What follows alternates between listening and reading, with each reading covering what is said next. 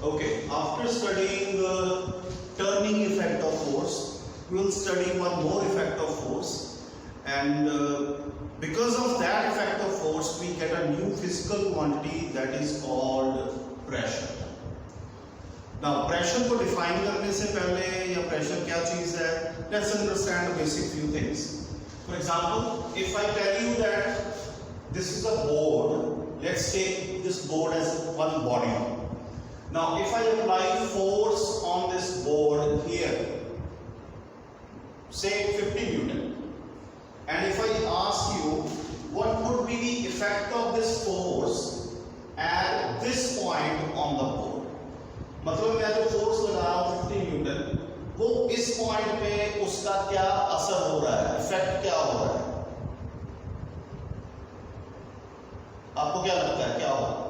या इस पॉइंट पे या इस पॉइंट पे, तो आप कहोगे नहीं सर यहां पे कोई इफेक्ट नहीं है फोर्स का, ठीक है? नाउ दैट मीन्स कि जो फोर्स के इफेक्ट को अगर हमें स्टडी करना है तो हमें एक नई फिजिकल क्वांटिटी चाहिए जो हमें ये बताए कि जो फोर्स एक बॉडी पे लग रही है उसके डिफरेंट पार्ट्स पे क्या उस चीज का इफेक्ट है, ठीक है? तो this is the necessity that we have to derive और we have to define one more physical quantity by the name of force. नहीं तो हम ये कह सकते हैं ना कि एक और फिजिकल क्वांटिटी बनाने की क्या जरूरत है जब हमारे पास ऑलरेडी फोर्स है और वो हम डिफाइन कर रहे हैं. पर उसका ये समझने की जरूरत है कि जो फोर्स का इफेक्ट है, ये बुक मैंने हेड पे रखी. अब मैं आपसे पूछता हूं कि मेरी आर्म पे इस बुक क्या रखने का क्या इफेक्ट है, वो हेड पे होगा या आर्म पे होगा? तो उसको स्टडी करने के लिए हमें ये फिजिकल क्वांटिटी चाहिए, ठीक है? अब उसमें जो ये आता है कि जो ये फोर्स लग रही है, अब आप देखिए फोर्स को लगाने को मैं ऐसे लगा सकता हूं 50 न्यूटन, इस फोर्स को मैं ऐसे लगा सकता हूं, इस फोर्स को ऐसे लगा सकता हूं. आप फील करेंगे अगर आप फोर्स को ऐसे लगाते हैं या आप किसी और एंगल पे लगाते हैं, पर जब मैं इस फोर्स को बिल्कुल ऐसे सीधा इस सरफेस के, ये सरफेस है बोर्ड का और इसके ऐसे बिल्कुल सीधा आप देख रहे होंगे इनके बीच 90 डिग्री एंगल बन रहा है, तो ये फोर्स का मैक्सिमम इफेक्ट वहां पे फील होता है. और वेट भी ऐसे ही है, किसी भी बॉडी का वेट जो है वो वर्टिकली बिल्कुल ऐसे नीचे की तरफ लगता है, ठीक है? तो this is what we have. F1, F2, F3, each of 50 Newton force is being applied. This one is making an acute angle with the surface. This force F2 is making an obtuse angle. This force F3 is making a 90 degree angle. और इसका effect 50 Newton का maximum होगा इस surface पे, ठीक है? अगर मैं इसको थोड़ा सा ऐसे करके भी आपको समझाऊं कि ये F1 फोर्स एक ही पॉइंट पे सारी लग रही है, ये F1 है, ठीक है? ये पॉइंट A है सरफेस पे, इसको भी आप ऐसे ले लीजिए, ये ऐसे लग रही है F2. अब ठीक है, सारी की सारी तीनों फोर्स एक ही पॉइंट पे लग रही है, पर F1, F2, F3 में मैक्सिमम इफेक्ट जो होगा फोर्स का वो F3 का होगा, which is perpendicular to this surface. It is making a 90 degree angle. इसलिए इस फोर्स की जो 90 डिग्री एंगल सरफेस के साथ बनाती है खास इंपॉर्टेंस है, इसीलिए हमने उस फोर्स को स्पेशल नाम दे दिया है which is called thrust. So thrust is a force which acts perpendicular to the surface, ठीक है? क्योंकि ये फोर्स है, इसका ऐसा यूनिट न्यूटन ही है, ठीक है? क्योंकि ये परपेंडिकुलर एक्ट करती है just like weight acts on a body in vertically downward direction. So therefore thrust acting on the surface is equal to the weight of the body, ठीक है? अब आपको अगर अंडरस्टैंड करना है कि ये जो इफेक्ट ऑफ फोर्स की हम बात कर रहे हैं ऐसे, वो किन किन चीजों पे डिपेंड करती है, तो obviously we understand that if we talk about force, अगर मेरे पास कोई ऐसी बॉडी है, जैसे ये बुक देख रहे हैं आप, if I keep this book on my head which is heavier than the first book, तो इसका इफेक्ट मेरे हेड पे ज्यादा होगा, ठीक है। सेकंड, तो a ball also travels to a large distance.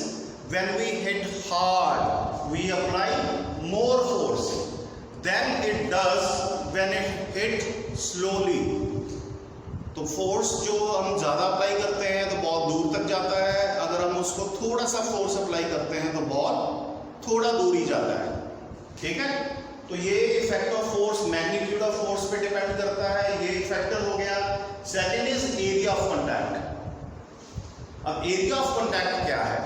Area of contact ये है, जैसे मैंने आपको बताया कि फोर्स जो है अगर हम इस पॉइंट पे एक्ट कर रहे हैं, ठीक है, तो ये वाला जो आप देख रहे हैं ये एरिया ऑफ कांटेक्ट कहलाता है, ठीक है। तो अगर ये हम ऑब्जर्व भी कर सकते हैं with different experiments, will do a little activity in a minute. The effect of force decreases when force is applied on a large surface area. अगर सरफेस एरिया लार्ज है तो इफेक्ट ऑफ फोर्स जो है वो कम होता है, because force gets uniformly distributed over a large surface area. जो आपकी फोर्स लग रही है, अगर एरिया जिस पे लग रही है वो ज्यादा है तो फोर्स यूनिफॉर्मली ऐसे डिस्ट्रीब्यूट हो जाएगी, ठीक है। And it's felt effect decreases when same force applied on less area, sorry, it increases. अगर ये स्मॉल एरिया पे लगती है, लेस एरिया पे लगती है, तो ये इसका इफेक्ट जो सेम फोर्स अब अप्लाई कर रहे हैं उसका ज्यादा फील होता है, ठीक है। So let's understand this with an example and then we will follow it up with an activity.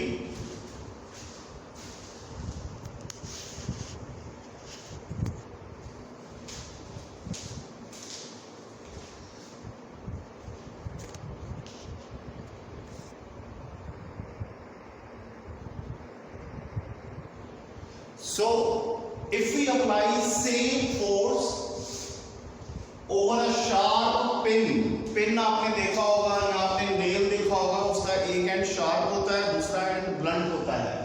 तो अगर हम सेम फोर्स अप्लाई कर रहे हैं शार्प पिन पे, और अगर हमारे पास कोई ऐसे ब्लंट पिन है उसके ऊपर भी सेम फोर्स अप्लाई करें, तो उनका दोनों का डिफरेंट रिजल्ट आएगा।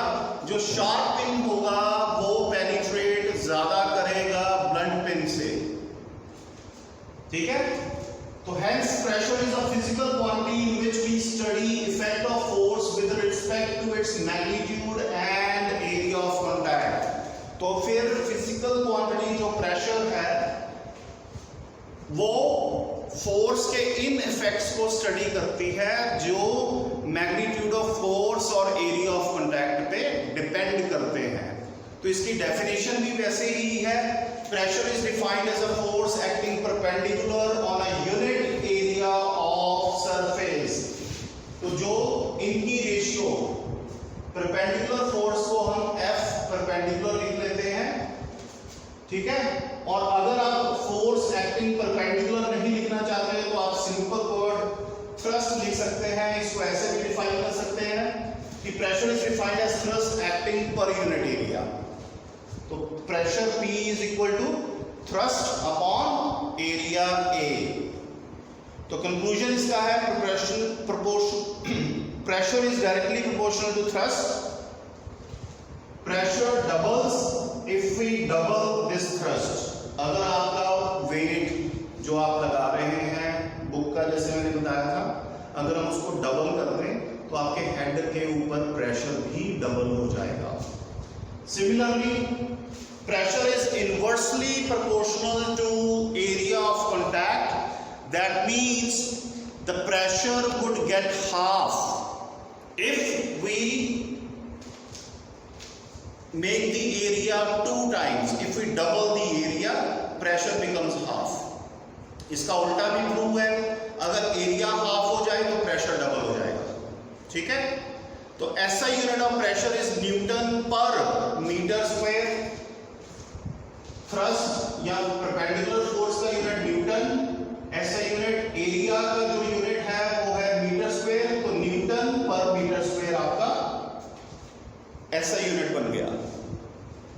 एक बड़े साइंटिस्ट थे पास्कल के नाम पे, तो उनके नाम पे हमने प्रेशर का जो यूनिट है उसको pascal, capital A and small case A. So remember 1 pascal is equal to 1 newton metre, 1 pascal is equal to 1 newton per metre square. Okay, next we need to define what is 1 pascal, ठीक है। तो हमेशा जब भी हम ऐसा unit describe करते हैं तो वो इंपॉर्टेंट होता है, वो आपको डेफिनेशन के साथ ऐसा यूनिट याद रखना है, और वो ऐसे यूनिट की जैसे 1 न्यूटन की है तो 1 न्यूटन की डेफिनेशन, पास्कल है तो 1 पास्कल की डेफिनेशन भी इंपॉर्टेंट है। Now let's have a look at it. 1 pascal is a pressure applied on a body is said to be 1 pascal if a force of 1 Newton acts perpendicularly। आप इसकी जगह if a thrust of 1 Newton लिख देंगे, फिर आपको force और perpendicularly word use करने की जरूरत नहीं है। So if a force of 1 Newton acts perpendicularly on surface area of 1 meter square, क्योंकि ये ऐसा यूनिट है इसलिए हमें फोर्स का और एरिया का यूनिट ऐसे यूनिट्स देने पड़ेंगे that are 1 Newton and 1 meter square. So this would become 1 pascal is equal to 1 Newton divided by 1 meter square. So 1 Newton force 1 meter square area पे लगती है, वहां पे जो प्रेशर बन जाता है that is said to be 1 pascal. Now there are other units of pressure as well, जैसे हमने दूसरे ऐसा यूनिट लिए हैं, हमें पता है कि कोई और फिजिकल क्वांटिटी है जैसे मास है, किलोग्राम, ग्राम्स, क्वांटम, हर एक के अपने अपने ऐसे काफी सारे डिफरेंट यूनिट्स हैं, तो प्रेशर के भी हैं। One such unit is 1 atmosphere. So these are two I have written for you for convenience, atmosphere and torr. तो 1 atmosphere की डेफिनेशन भी हम देंगे। Atmosphere is a bigger unit than pascal, ठीक है, ये बड़ा यूनिट है प्रेशर का। तो 1 atmosphere जिसको हम ATM से लिखते हैं, the pressure exerted by the atmosphere, air around us on a unit surface area is called 1 atmosphere, ठीक है। तो इसमें आपने ये नोट करना है, यहाँ पे जैसे हमने डिफाइन किया था तो हमने force of newton surface area 1 metre square वो यूज किया, यहाँ पे हमने सिंपल सीधा लिख दिया pressure exerted by the atmosphere, ठीक है। तो 1 atmosphere is equal to 1.013 into 10 raised to the power 5 pascals, ये इसकी कन्वर्जन है। तो 1.013 को अप्रोक्सीमेटली हम 1 मान सकते हैं, तो नियर अबाउट अप्रोक्सीमेटली हम इसको 10 raised to the power 5 pascal, मतलब 1 atmosphere is equal to 1 lakh pascal, इतने के बराबर होता है। 1 atmosphere जो है 760 मिलीमीटर ऑफ मर्करी कॉलम, ये मर्करी का सिंबल है Hg, capital H small g, ठीक है। तो हम आगे पढ़ेंगे जब हमें टाइम मिलेगा कि ये प्रेशर को मेजर कैसे करना है, कौन से इंस्ट्रूमेंट यूज करते हैं, उनमें से एक इंस्ट्रूमेंट है जो मर्करी कॉलम यूज करती है, तो ये उस चीज के बारे में है।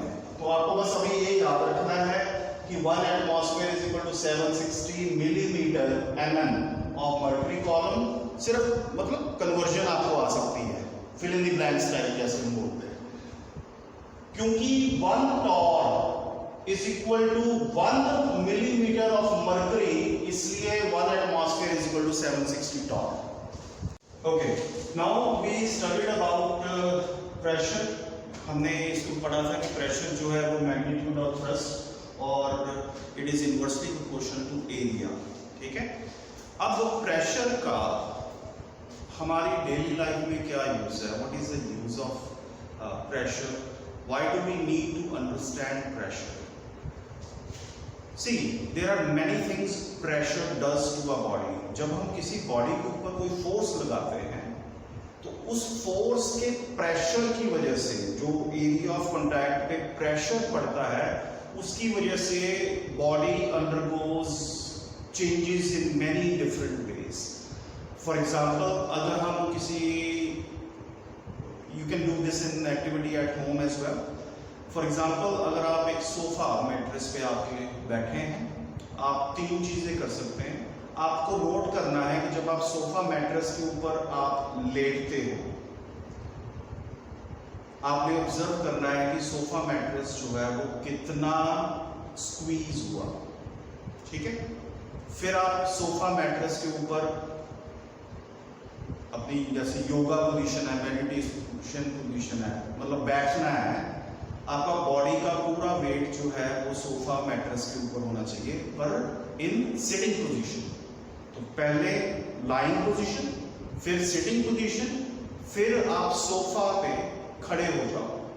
और तीनों केस में आपने देखना है कि वो मैट्रेस जो है सोफा मैट्रेस का कितना स्क्वीज कर रहा है. आप ऑब्जर्व करेंगे. देखिए, तीनों केसेस में जब आप लेटे थे, आप बैठे थे या आप खड़े थे, आपका वेट तो चेंज नहीं करेगा. दैट मीन्स सोफा के ऊपर जहां पे भी एरिया ऑफ कांटेक्ट था तो वो प्रेशर पड़ रहा है. ठीक है. पर किस केस में प्रेशर सबसे ज्यादा था, आप नोट करेंगे, जब आप खड़े रहेंगे तब वो सबसे ज्यादा स्क्वीज करेगा. जब आप लाइन पोजीशन में थे तब सबसे कम स्क्वीज करता है. Why? Because of if we keep the thrust, the force applied same. अब तीनों केस में क्योंकि आपका वेट सेम था तो फोर्स जो है वो तो सेम होगी, which is your weight. ठीक है. बट तीनों केस में डिफरेंट क्या था? Area of contact. when the area of contact was maximum in the lying position, pressure on the mattress was least. इसीलिए वो सबसे कम स्क्वीज किए. पर जब आप बैठे थे, थोड़ा सा area of contact line position के कंपैरेटिवली कम हो गया, प्रेशर इंक्रीज हो गया, मैट्रेस थोड़ा सा ज्यादा स्क्वीज कर गया. पर when you were standing on that mattress, area of contact was least. सिर्फ आपके फीट जितने बड़े हैं या छोटे हैं, सिर्फ वही एरिया ऑफ कांटेक्ट था मैट्रेस के साथ. बाकी आपकी बॉडी जो है वो उसको टच नहीं कर रही थी. ठीक है. The whole body was not in contact except for the feet. तो एरिया ऑफ कांटेक्ट जो है वो मिनिमम था, प्रेशर मैक्सिमम, जिसकी वजह से आप देखेंगे कि मैक्सिमम स्क्वीज इस केस में आया है. So it itself shows that by keeping the force applied same and by increasing और decreasing the area we can decrease और इंक्रीज द प्रेशर. ठीक है. अगर एरिया इंक्रीज करेंगे प्रेशर डिक्रीज हो जाएगा, और अगर हम एरिया डिक्रीज करेंगे प्रेशर इंक्रीज हो जाएगा. Clear? This is very useful information. This is an information that we use in our daily life, क्योंकि हम बहुत सारी चीजें ऐसे करते हैं जो प्रेशर की वजह से होती हैं. For example, if we have to strike a nail in the wall, ठीक है, कोई चीज को आपने कट करना है, कोई चीज अंदर आपने किसी स्किन में पियर्स करनी है, आपने कोई चीज उठानी है, जैसे आपका स्कूल बैग वगैरह, तो आपके शोल्डर पे उसका जो उस बुक्स के वेट की वजह से जो प्रेशर पड़ता है आपके शोल्डर्स पे, not on other body parts, they don't feel much pressurised. तो इन चीजों को हमने स्टडी करके, इस कॉन्सेप्ट को हमने उसमें ये किया कि जहां पे हमें प्रेशर ज्यादा चाहिए, प्रेशर कब चाहिए होता ज्यादा? अगर किसी चीज को कट करना है, स्पेशली देन अगर किसी चीज को पियर्स करना है, मतलब आपने अंदर उसके घुसाना है. ठीक है. तो हम उस केस में प्रेशर को इंक्रीज करना चाहते हैं. But on the other side, जैसे हम डैम बनाते हैं, डैम में हम काफी सारी पानी स्टोर करके रखते हैं। जब पानी स्टोर करते रहेंगे तो पानी के लेवल जैसे जैसे बढ़ेगा उसका वेट बढ़ेगा और उसका प्रेशर बेस पे बढ़ता जाएगा, क्योंकि we will be studying all 3 states of matter, solid, liquid, gas. क्योंकि कोई भी चीज, substance, if it is a matter, it has mass, it occupies space, would exert pressure, तो वो प्रेशर एक्सर्ट करेगा। तो हम ये तीनों को पढ़ने वाले हैं, तीनों को करेंगे। तो इस केस में जब पानी हम डैम में स्टोर करके रखते हैं तो वो पानी जो है अपने वेट के कारण प्रेशर एक्सर्ट करता है बेस पे।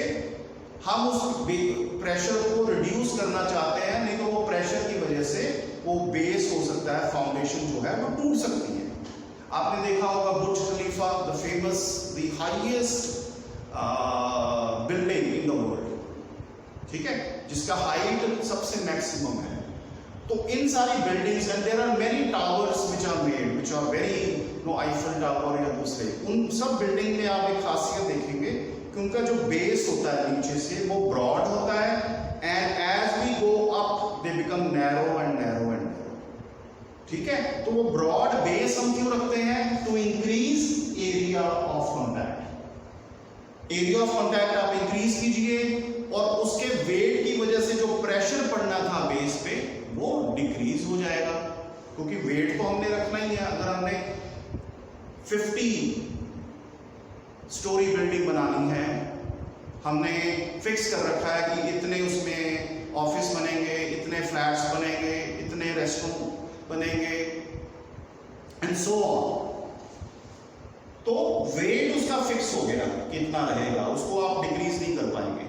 But by keeping the base broad we can increase the area of contact and hence we can decrease the pressure, ताकि फाउंडेशन जो है उसकी स्ट्रॉन्ग रहे and it can withstand the pressure due to such massive building, ठीक है। सो ऐसे हम pressure increase और डिक्रीज कर सकते हैं area of contact. We are not interested in increasing the magnitude of force or decreasing the magnitude of force, कि हम जोर ज़्यादा लगाएं किसी चीज़ को करने के लिए वो अपने आप हो जाएगा। तो हमें अपनी एनर्जी सेव करनी है, फोर्स को सेव करना है। तो हम अपनी एवरीडे लाइफ में जो एग्जांपल्स प्रेशर की पढ़ने वाले हैं उसमें ज़्यादा हम जो स्टडी करने वाले हैं एरिया का इफेक्ट स्टडी करेंगे, ठीक है, कि उसकी वजह से क्या प्रेशर पे इफेक्ट पड़ता है। So there would be 2 types of question. First question would be based on less area, more pressure. And the second type of question would be more area, less pressure. So let's have a look at the first one first.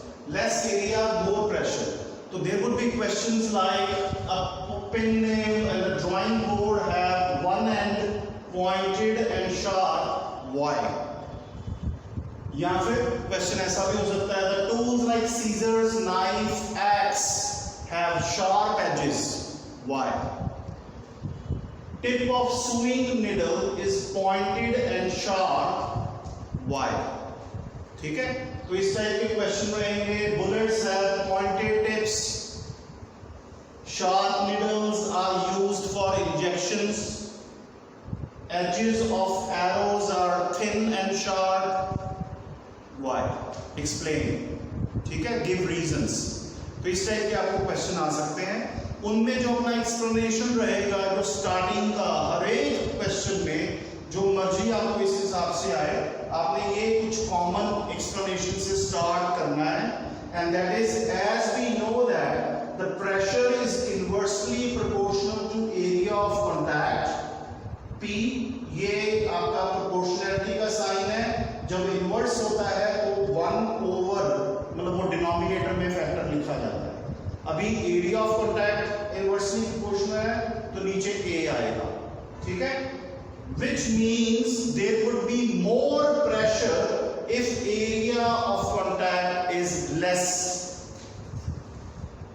ठीक है। तो ये अपनी common explanation रहेगी। As we know that the pressure is inversely proportional to area of contact, P is inversely proportional to A, which means that there would be more pressure if area of contact is less, hence यहां से आपका question based explanation start होगी।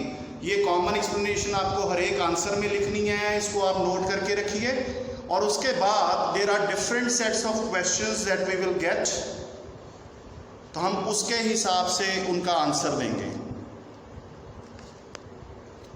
Okay, the first one that we are looking at is a pin nail and a drawing board have one end pointed and sharp. तो ये ऐसे explanation आएगी। As we know that the pressure is inversely proportional to area of contact, P is inversely proportional to A, which means there would be more pressure if area of contact is less. Hence, a pin, nail and drawing board have one end pointed and sharp so that it may pierce easily due to less area of contact. ठीक है। फिर दूसरा question जो है scissors, knife, axe, उनके sharp edges क्यों होते हैं? Again we will start off with, as we know that the pressure is inversely proportional to area of contact, which means that there would be more pressure if area of contact is less. Hence, the tools like scissors, knife, axe have sharp edges so that they may cut easily, क्योंकि हम इनको cutting के लिए use करते हैं, as pressure exerted would be more due to less area of contact. I hope आप समझ गए होंगे। ऐसे ही similarly tip of sewing needle is pointed sharp so that for less area of contact pressure exerted is more, and so it is easy to pierce the cloth for sewing easily. ठीक है, तो हमें सिर्फ ये वाली part की explanation सिर्फ ये नहीं लिखनी है, हमें स्टार्ट वहां से करना है अपनी जनरल एक्सप्लेनेशन से। ठीक है। Similarly, bullets have pointed tips, sharp needles are used for injections, edges of arrows are thin and sharp so that area of contact decreases and pressure exerted increases and it may pierce the skin easily. क्योंकि इसी के लिए bullets वगैरह design की जाती हैं ताकि वो किसी को इंजर कर सके। ठीक है, नीडल्स को शार्प हम करते हैं इंजेक्शंस के लिए, इंजेक्शन लगाने के लिए, एरोस को भी किसी को इंजर करने के लिए यूज किया जाता है। So these are the few examples that I have taken out where we use pressure inversely proportional to area concept, that there would for less area of contact pressure exerted would be more. ठीक है, next okay, second type of questions are based on more area less pressure. ठीक है, इसमें हमने questions कुछ discuss कर लिए हैं, हम फर्दर डिस्कस करेंगे, but quickly let's go through the general answer which is applicable in each question based on more area less pressure. So we know that the pressure is inversely proportional to area of contact, P is inversely proportional to A. Hence, more area of contact would mean less pressure is exerted. So more area, less pressure. Hence, उसके बाद अपने पास जो question आएंगे, large and heavy vehicles have more number of tires. या फिर आप देखेंगे कि जो ट्रक्स वगैरह होते हैं उनका पिछले जो टायर्स दो इकट्ठे टायर्स कांटेक्ट में होते हैं, so there are more number of tyres in contact with the ground. और ट्रक्स और हैवी व्हीकल्स में नॉर्मल कार में जैसे हम we use 4 tyres and that too they are small in size, पर यहाँ पे हम बड़े साइज के और ज़्यादा नंबर ऑफ टायर्स यूज करते हैं। Why? So that the area of contact is more and hence the pressure exerted on the road is less and the trucks and heavy vehicles, large heavy vehicles are able to move in quickly. ठीक है, next what we have is the foundation of the dam is kept broad. Why? We know that the pressure is inversely proportional to area of contact, hence more of area of contact would mean less pressure exerted. Hence, the foundation of the dam is kept broad to withstand heavy pressure or high pressure due to heavy weight of stored water in the dam. ठीक है, तो ये already मैंने explain कर दिया है। Similarly, the foundation of high-rise building is kept broad to withstand high pressure due to weight of the building. ठीक है. Then we have next question is ice skiers. They use long flat shoes to slide over the snow as area of contact increases and pressure on the snow decreases. ठीक है, तो area of contact बढ़ जाएगा, pressure on snow decrease हो जाएगा, which makes it easier to slide without sinking in the snow.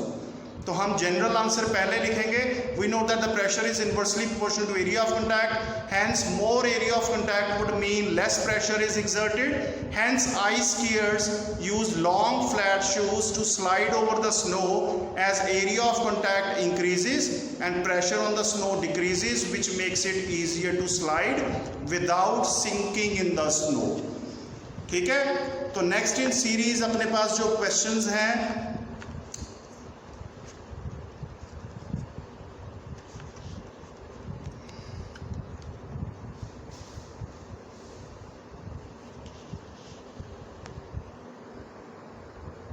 तो wide flat wooden slippers are placed below the railway tracks.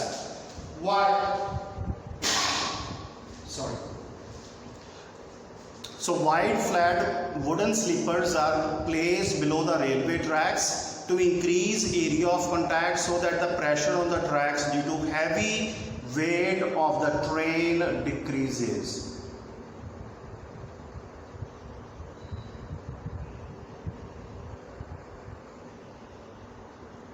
I hope it's visible to all of you.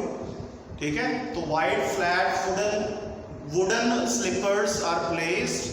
ये आपकी पहली line है, बाकी तो थोड़ा सा विजिबल हो ही जाएगा. Then we use the school bags. You must have noticed that broad straps are used. आप नोटिस करेंगे जहाँ पे शोल्डर को टच करते हैं स्ट्रैप्स आपके स्कूल बैग के, वो थोड़े से ब्रॉड और वाइड होते हैं, और जो नीचे ऐसे लटक रहा है नीचे से जाके वो फिर पतला सा हो जाता है. ठीक है, तो why do we have broad straps on our school bag? हमें हैवी बुक्स, और बुक्स को तो हम छोड़ नहीं सकते ना, तो बुक्स तो हमें कैरी करनी है. तो it is again general answer. We know that the pressure is inversely proportional to area of contact, hence more area of contact would mean less pressure is exerted. Hence school bags have broad straps so that the area of contact of school bag with our shoulder increases, and so pressure due to weight of books on shoulder decreases. ठीक है. Then again next one, camel can move easier and faster on sand. अगर हम camel का मुकाबला horse से करें sand पे, they are called the ship of the desert. Because they can move faster than horse even. Why? क्योंकि horse जो है उसके जो feet होते हैं उसको single toed feet, one toed feet कहा जाता है, और वो जब sand के ऊपर चलना शुरू करता है उसके weight के pressure, क्योंकि area of contact कम होता है, वो sink कर जाते हैं. हमारे साथ भी ऐसा होता है. If we try to move our feet on the sand, हम अपने पैर जो है अंदर धस जाएंगे, जिसको हम बोलते हैं सिंक कर जाएंगे. ठीक है, आप नोट करें जैसे अपनी ये फिंगर्स है, you see space in between. Camels they have 2 toed feet, और उनके ये जो गैप होता है उस पे स्किन होती है, which are called webbed feet. ठीक है, उसकी वजह से area of contact of the feet of the camel with the ground increases. ठीक है, so camel can move easier and faster on sand because camel has webbed feet which increases area of contact of camel with the sandy ground. So pressure on sand due to weight of camel decreases. हालांकि camel का weight हमसे भी बहुत ज्यादा होता है, horse से भी ज्यादा है, पर क्योंकि उसके webbed feet हैं area of contact बढ़ जाता है, pressure जो अप्लाई होता है वो हमसे भी कम होता है, जिसकी वजह से it is able to move easily. So with that we come to the close of this video lesson, and we have studied the effects of increasing or decreasing area and to increase or decrease pressure. ठीक है, ये हमने अभी solid objects का पढ़ा है, liquids का आगे आएगा, गैसेस का आगे आएगा. तो सॉलिड्स में आपने ये याद रखना है, जो फोर्स अप्लाई होती है जो परपेंडिकुलर फोर्स की हमने बात की थी, वो फोर्स जो होती है equal to the weight of the solid body होती है। तो जो भी सॉलिड बॉडी प्रेशर एक्सर्ट कर रही है वो अपने वेट के कारण एक्सर्ट कर रही है, रिमेंबर दैट। तो मतलब थ्रस्ट जो होगी वो किसके इक्वल होगी? Weight of the body.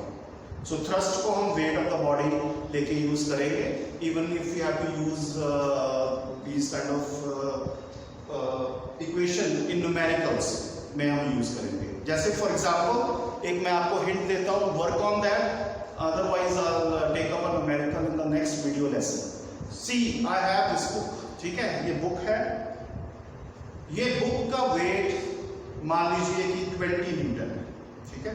अब मैं बुक को ऐसे रखूं या मैं इस बुक को ऐसे रख सकता हूं या मैं इस बुक को अपने हेड पे ऐसे कैरी कर सकता हूं, ठीक है। तीनों केस में क्योंकि बुक सेम है तो उसका वेट जो होगा वो सेम रहेगा।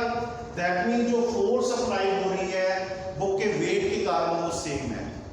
Again this is the same activity, but you would notice that the area of contact is maximum like this. When this surface of the book, और ये surface में क्या है, ये length है और ये breadth है। जब length और breadth वाला surface मेरे heads पे ऐसे है तो area of contact maximum है, that means pressure minimum होगा, ठीक है। फिर मैं इसको ऐसे रखता हूं, इस केस में आप नोट करेंगे ये लेंथ है और ये हाइट है, थिकनेस को हम हाइट बोल सकते हैं, हाइट ऑफ द बुक। तो जब ये कांटेक्ट में होता है तो प्रेशर, एरिया ऑफ कांटेक्ट कम हो जाता है तो प्रेशर उसकी वजह से थोड़ा बढ़ जाता है। पर जब मैं इसको बुक को ऐसे रखूंगा, इसमें ये ब्रेड्थ है और ये हाइट है, तो प्रेशर जो है और ज्यादा इंक्रीज हो जाएगा। आप इस एक्टिविटी को ऐसे समझ सकते हैं कि हमने इसको टेबल पे रखा, तो टेबल पे आप ऐसे रख सकते हैं, टेबल पे आप इसको ऐसे खड़ा कर सकते हैं, इसको ऐसे रख सकते हैं। तो तीनों केसेस में हमें ये देखना है कि प्रेशर किस केस में ज्यादा होगा और उसकी calculation using this formula thrust upon area, ठीक है। पर I hope the theory part आप समझ गए हैं कि किस में प्रेशर ज्यादा आएगा, किस में कम आएगा। But let's take a numerical in the next video lesson on based on that. So till then, keep watching, keep learning. Goodbye.